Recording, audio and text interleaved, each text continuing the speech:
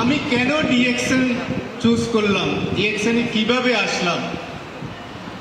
আমি বাংলাদেশ নৌবাহিনীতে 30 বছর চাকরি করার পর 2010 সালে অবসর গ্রহণ করি এবং এই ডিএক্সএনের দাবারটা আমি পাই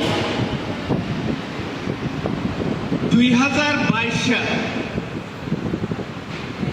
ঠিক আছে, কতগুলো বছর পার হয়ে গেল আমার অবসর জীবনে, কিন্তু ডিএক্সএনের দাওয়াত আমি পাইনি।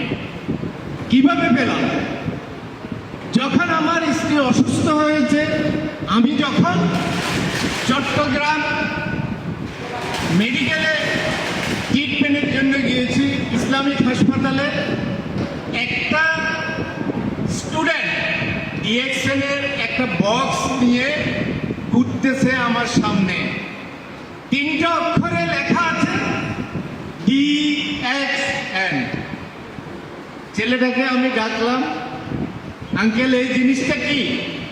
বলতেছে যে এটা মালয়েশিয়ান একটা কোম্পানি, গ্যানোডার্মা মাশরুম মিশ্রিত প্রোডাক্ট। মাশরুমের প্রোডাক্ট দিয়ে এই আইটেমগুলো, পণ্যগুলোকে তৈরি করা হয়। এখন গ্যানোডার্মা মাশরুমটা কি তখন তো আমি জানি না। মাশরুম বলছে, মাশরুম আমি চিনি।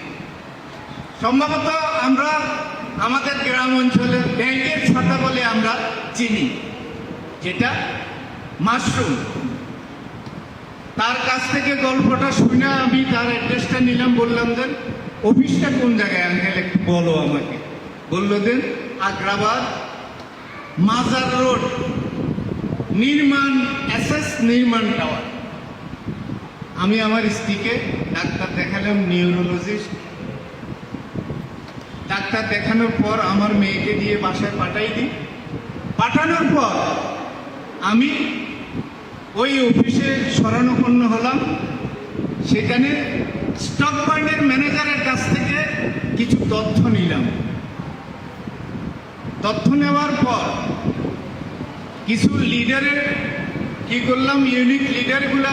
তখন এইসব হাসান হায়দারের সাথে আমার পরিচয় নাই, কোনো লিডারের সাথে আমার পরিচয় নাই।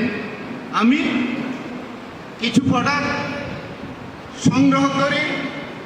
তখন করোনার সময়, করোনা পার হয়ে গেছে, কিন্তু বাংলাদেশে কোনো প্রোডাক্ট ছিল না। আমি মালয়েশিয়া থেকে প্রোডাক্ট এনে আমার স্ত্রীকে ট্রিটমেন্ট করাই।